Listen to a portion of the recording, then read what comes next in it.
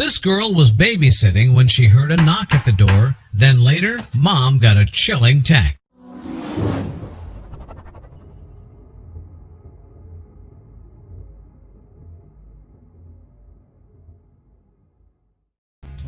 Life is full of the unexpected and the dangerous. Sometimes situations arise that offer us the rare chance to push past our own fears and allow us to step up and do something incredible for someone else.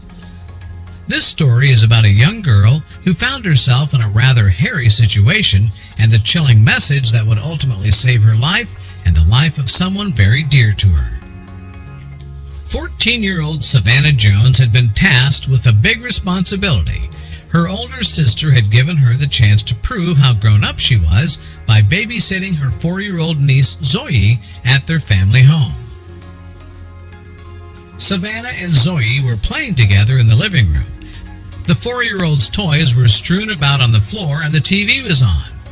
It was a normal weekday in a quiet neighborhood located in Montclair, California, but it wouldn't remain so. It was about 3:30 p.m. when out of nowhere, someone began knocking on the front door. Savannah knew that Zoe's parents wouldn't be home for hours, so who could it be? She didn't open the door but went over and looked out the peephole to see who it was. The teenager looked through the peephole and beheld a man standing there. Though he was wearing a hat, she couldn't immediately see that he was not someone she recognized. He also didn't look like any sort of salesman, police officer, or any official of any kind. After knocking for a few solid minutes, the man tried to jiggle the doorknob. When he found it was locked, he persisted in knocking again, this time even more fervently. Whoever this man was, he wanted to get inside. Savannah wasn't sure what she should do next. They were alone, there was no one nearby that they could easily contact, and no time. She snatched up Zoe and ran down the hall to the master bedroom. The clever teen had sprung into action and placed herself and her charge in the safest room in the house. Knowing that they could be even safer, she ran into the master bedroom and locked the door. Then she leaned down and told Zoe not to make a sound.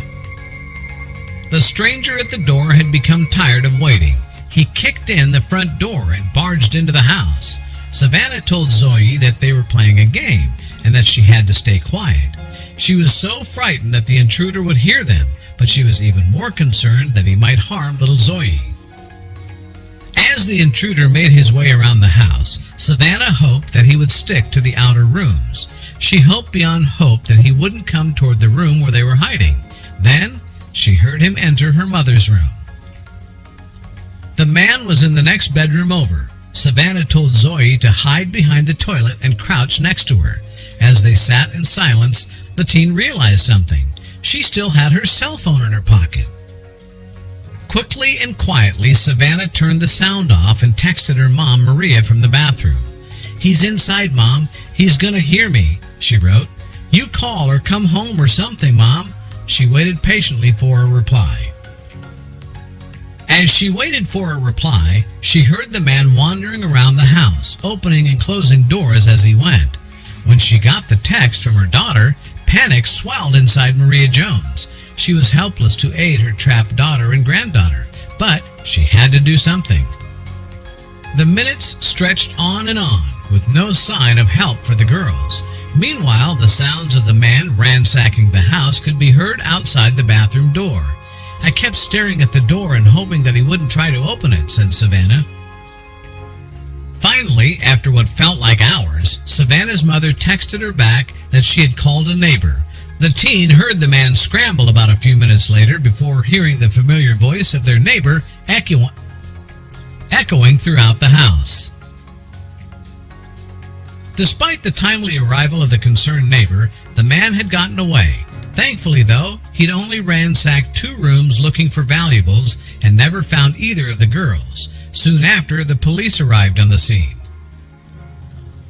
Montclair police officers, including a canine officer, conducted an extensive search for the home invader, but came up empty. Despite his scent being on just about everything, the man had made good his escape, possibly because he had a partner in a getaway vehicle.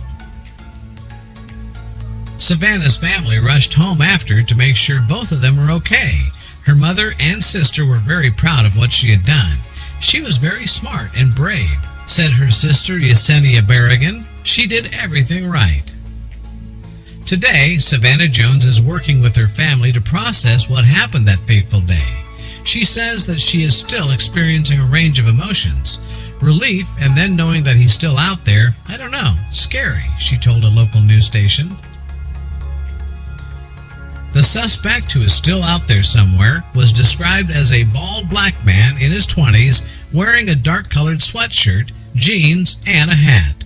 The police in the Montclair area are still looking for him, though, and are confident he won't go back to the Jones house anytime soon. Savannah's story is a valuable lesson for any young babysitter who is left alone in a house. Always keep your phone with you, never engage a home invader, and remain calm so that you can come up with the best way to keep you and your charges safe.